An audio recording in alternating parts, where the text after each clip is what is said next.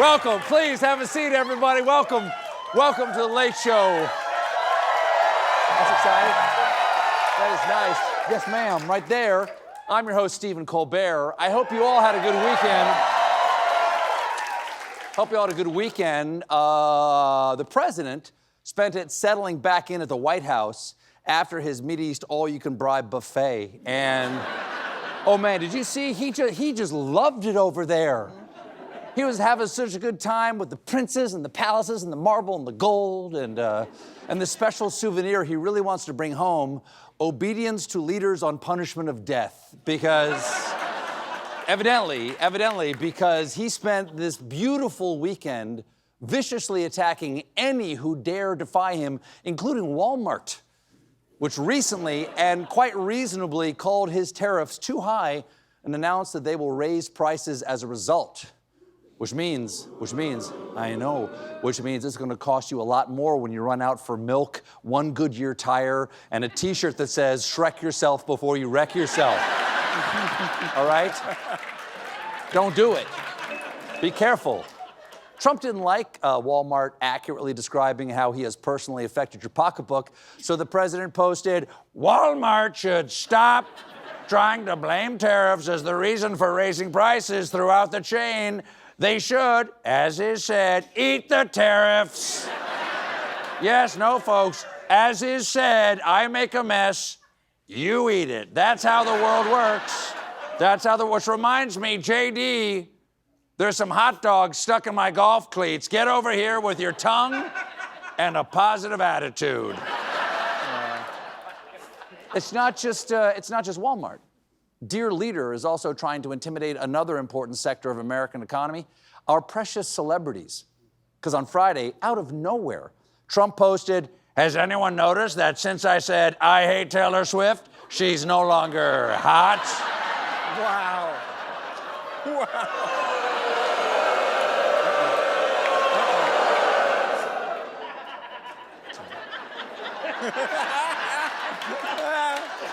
I'm beginning to understand why he likes having a mob.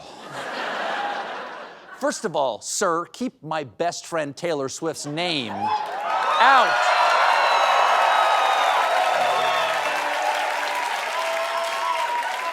Out of your filthy nugget hole.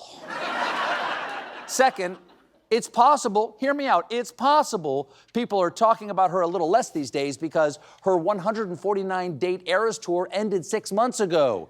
Have you noticed how she hasn't gone to Kansas City Chiefs games since February? Am I the only one? Also, Taylor hasn't gotten a single Christmas present all spring. Santa hates you, Tay-Tay.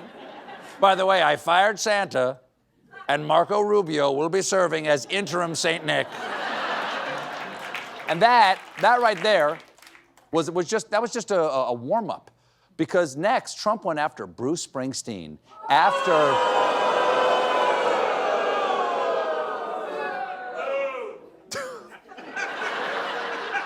after the boss called Trump corrupt, incompetent, and treasonous at a concert in Manchester, England.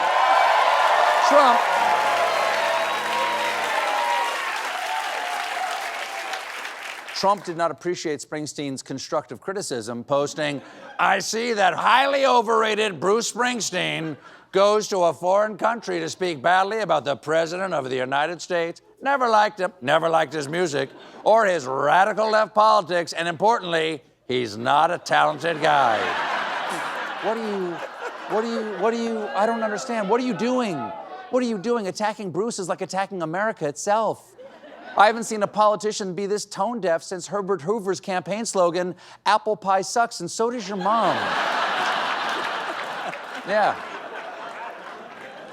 Trump didn't work out well for him. Trump finished up with a threat. "This dried out prune of a rocker, his skin is all atrophied, ought to keep his mouth shut until he gets back into the country. That's just standard fare, then we'll all see how it goes for him."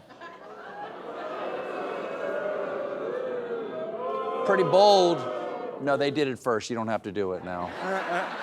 Pretty bold to say someone else's skin is atrophied when your own complexion can best be described as tandoori catcher's mitts. Come on. Then, I got something there. Then this morning, Trump expanded his attack on the A-listers, posting this made-up accusation. According to news reports, Beyonce was paid $11 million to walk onto a stage and quickly endorse Kamala. This is an illegal election scam at the highest level. It is an illegal campaign contribution. Bruce Springsteen, Oprah, Bono, and perhaps many others have a lot of explaining to do. That is chilling. And you know, right now, some agent in Hollywood is getting this phone call. Why am I not on Trump's list? Why does Oprah get sent to all the good gulags? Listen, I went to Juilliard. Why can't I get arrested in this town? Some of Trump's targets are shaking it off. For instance, a few weeks back, Donald Trump signed an executive order canceling all government funding for PBS. And as a result, Sesame Street laid off about 20% of its staff this year.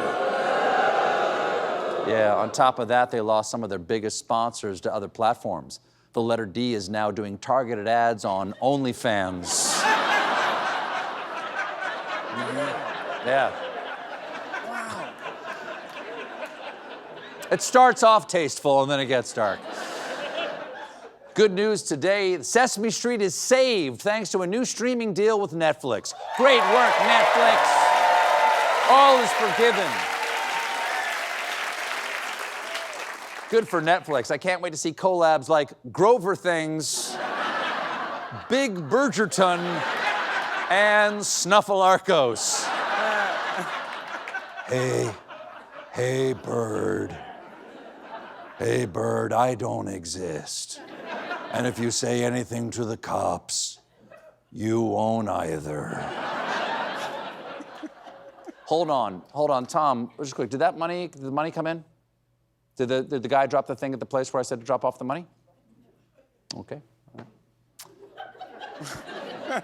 What else is going on? Trump tries to dominate everyone in the mold of rulers like Turkey's President Erdogan. Here's Erdogan greeting French President Macron. Take a look at how Erdogan tries to win the handshake.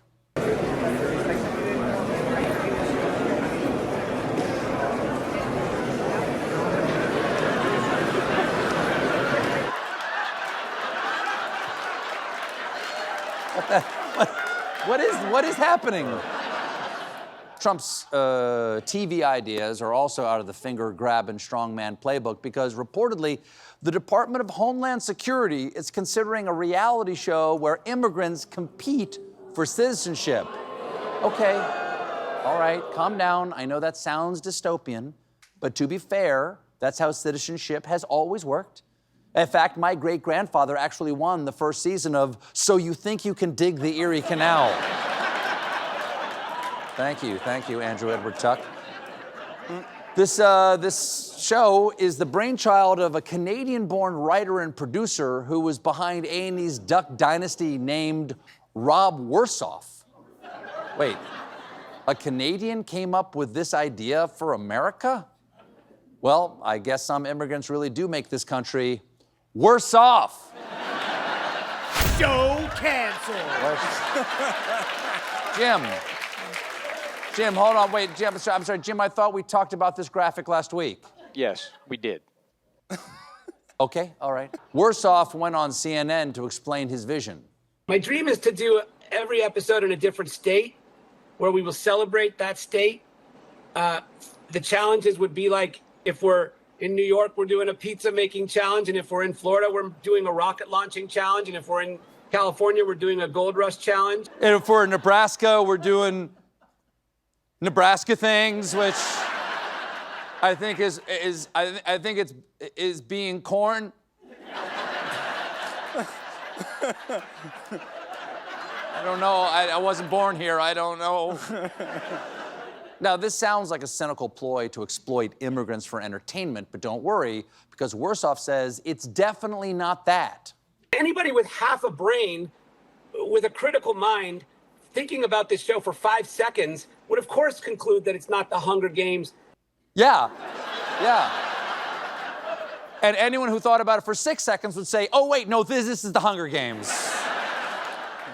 Speaking of Hunger Games.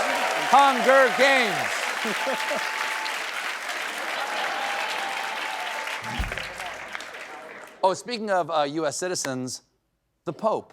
This Sunday,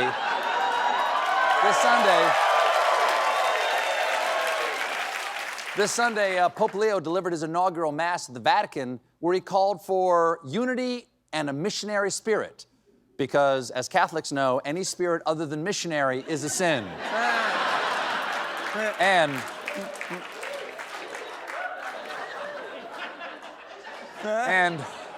we recently learned the Pope is a servant of God with a rockin' bod, because prior to the papacy, Leo trained regularly in the gym near the Vatican, often working out multiple times a week.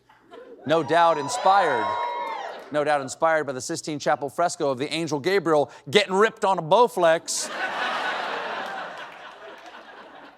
Of course, according to the Pope's former trainer, the Holy Father was a client like any other, and he behaved like all the clients at the gym. So he also didn't wipe down the elliptical when he was done. Sounds like everyone was a fan of the pontiff, because the founder of the gym praised the Pope's ability to combine spirituality and sports training. Yes, and that combination of spirituality and sports training is at the heart of the hottest exercise trend, CrossFit. Terrible joke. Jim. No, wait. Jim, is that the graphic that was supposed to go up? I don't think so. Then who made it? It's Andrew in graphics. Dro, we've worked together for 20 years. I thought we were friends. I've only ever considered us colleagues at best. Okay, that hurts. Jim, what about you and me? We're really friends, right? We're looking into it. We got a great show for you tonight. My guests are Angela Bassett, Bradley Whitford. But when we come back, science, is the money there? Did the money arrive?